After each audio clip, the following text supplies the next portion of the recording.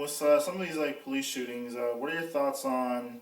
I almost went on the list, but Trayvon Martin, Eric Gardner, Tamir Rice, Phillando Castille, and the South Carolina cop shooting. Well, I get into these debates with a lot of other friends of mine my age. Mm-hmm. Each one of those incidences that you named are completely different. Exactly. And a lot of people, especially in the media, Al Sharpton, they try to group all these things together. None of them are, hardly any of them are the same. Trayvon Martin, I would immediately toss out, mostly because he was not shot by a law enforcement officer. He was shot by some killer. And I'll call George, what's his dude's name? George Zimmerman. I call him what he is. He's a murderer. He's a child murderer. And he's just very lucky that he's not in prison. He killed the kid. This is a guy who involved himself in something he had no business doing whatsoever. And he ends up killing this kid who wasn't bothering anybody, hadn't done anything, but he's dead. And you talked about Tamir Rice. Mm-hmm. It's a horrible tragedy. It's a horrible tragedy. But once again, like I was explaining, police officers get training. We all go to the academy together. We all receive the same firearms training, but we're not the same. We don't all act in unison toward the same situations that we encounter. We simply don't. Yeah, you guys aren't robots. We're not robots.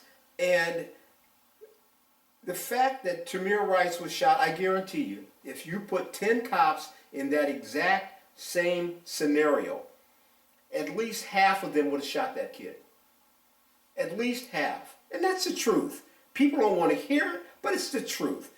Because they keep using their own justification, saying, well, the dispatcher told the officers that it was probably a toy and that it was a child.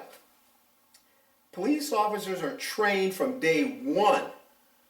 You listen to the radio, you get as much information as you can, but these are what you rely on, not what someone's telling you over the radio, because oftentimes that information is completely inaccurate.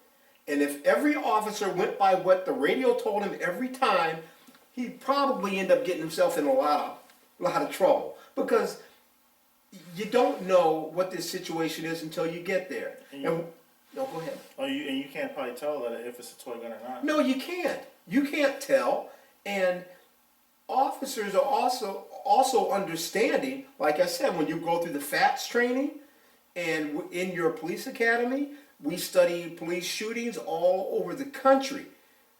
A police officer, if you don't have your gun in your hand, if you walk upon a guy and he's got a gun in his hand, your gun is still in your holster, and he starts to raise his gun, you're dead. You're dead. Yeah. You're dead. Because you cannot pull your gun out and fire and shoot him before he shoots you. It's just impossible. Like people that are talking about like, well, you shot him in 3 seconds, but still it's like, like I can squeeze out 5 rounds of my Glock in 3 seconds. That's my whole point. And see, people are being critical. Okay, this guy may have been a little goofy. A lot of people are goofy. This police officer, a lot of people are goofy. But I don't believe that he committed a crime.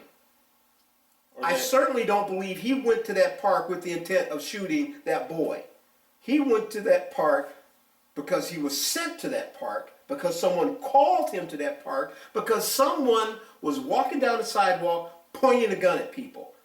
And then also people made a point of saying, well, that person called said, it scared the crap out of me. This is where I was critical of Al Sharpton.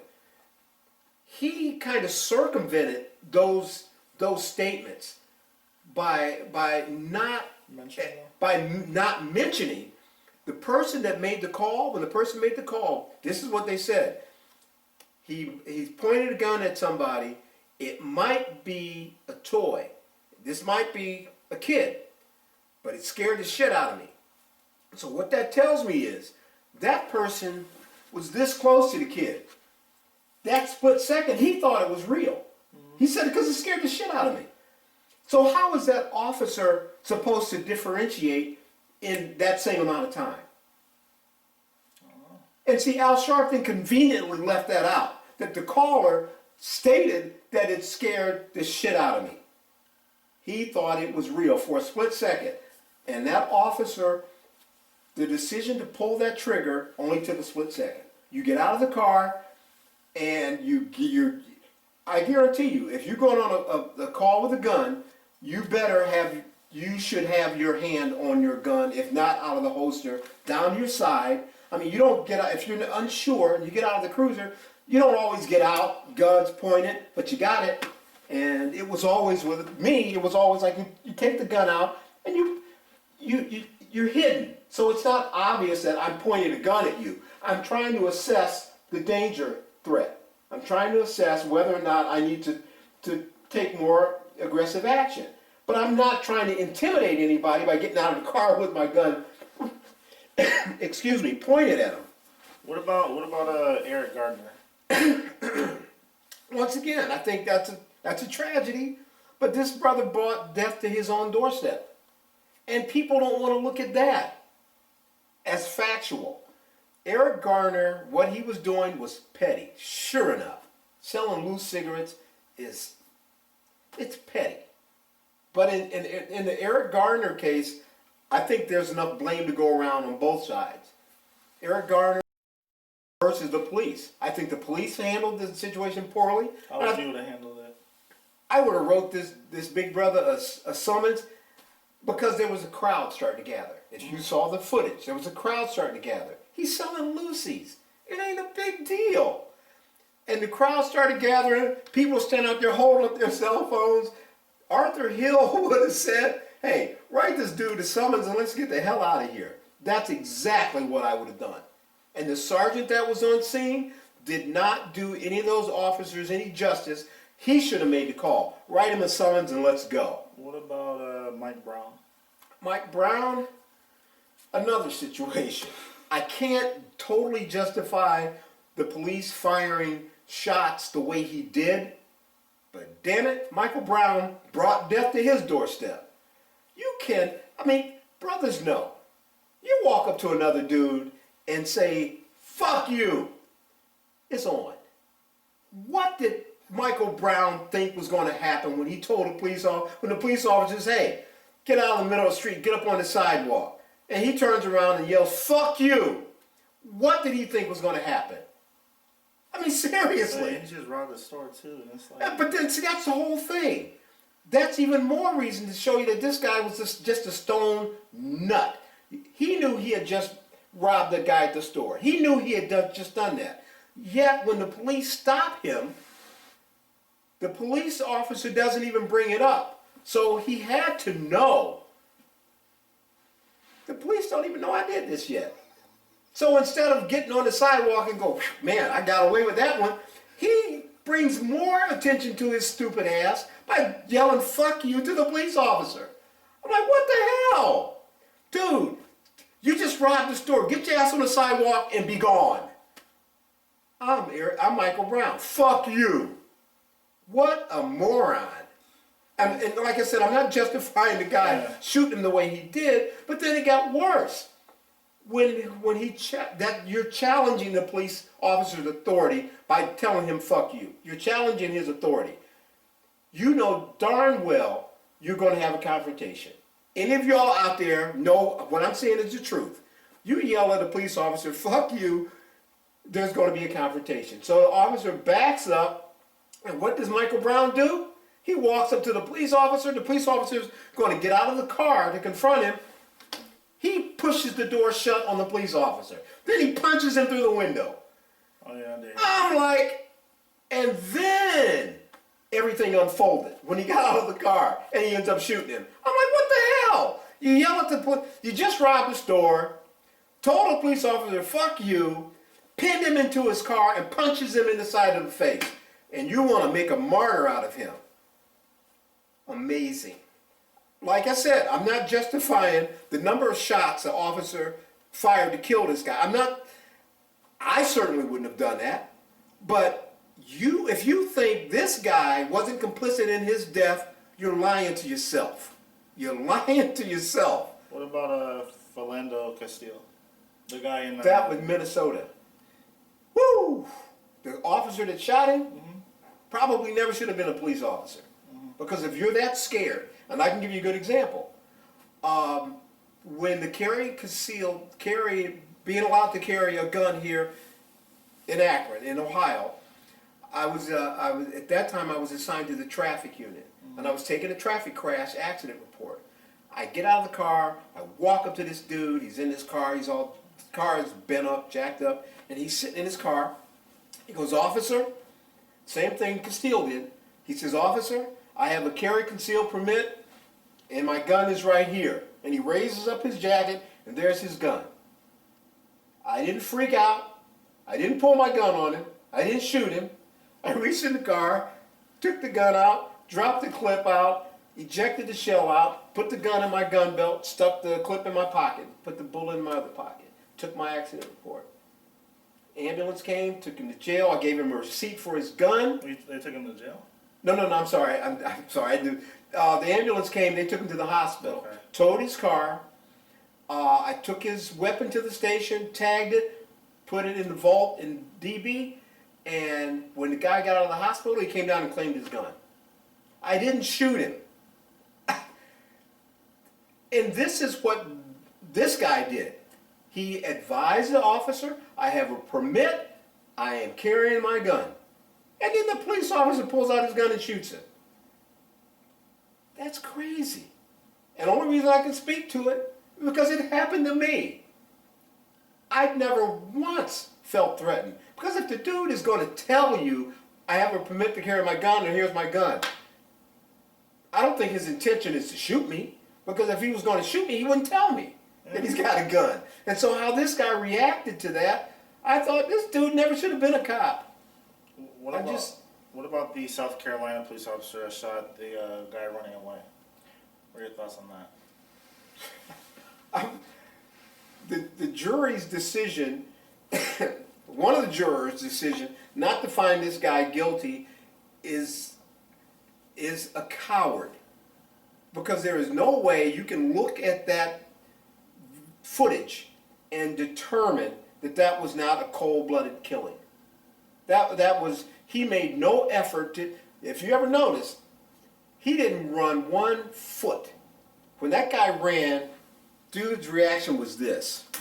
He didn't make one attempt to try to subdue him. He just pulled out his gun and started shooting. Unbelievable. When I saw it, I cringed. Because I couldn't. I had an incident. My partner and I were working one night, and we were driving down the street, and we were approaching a bar that was notorious. We used to call it the OK Corral. It was called the Hub Line. It's on Rhodes Avenue. Always getting shootings there. My partner and I are cruising down the street. It's like 1:30 in the morning. We're just cruising, talking. And we are about 70 yards from the front of this bar. All of a sudden, we see people running, hear tires squealing, people running everywhere. We're like, what the? So my partner gets on the radio, and he says, there's a disturbance at the Hub Line, and we're going to be investigating. So we're just creeping, because we're trying to see why is everybody running. So we're moving up pretty slow, and we look up, and I see a guy standing in front of the bar. He's facing south. His back is to us. There was a street there called Berry. He's standing at the corner of Rhodes and Berry, but he's facing away from us. And I saw a gun in his hand.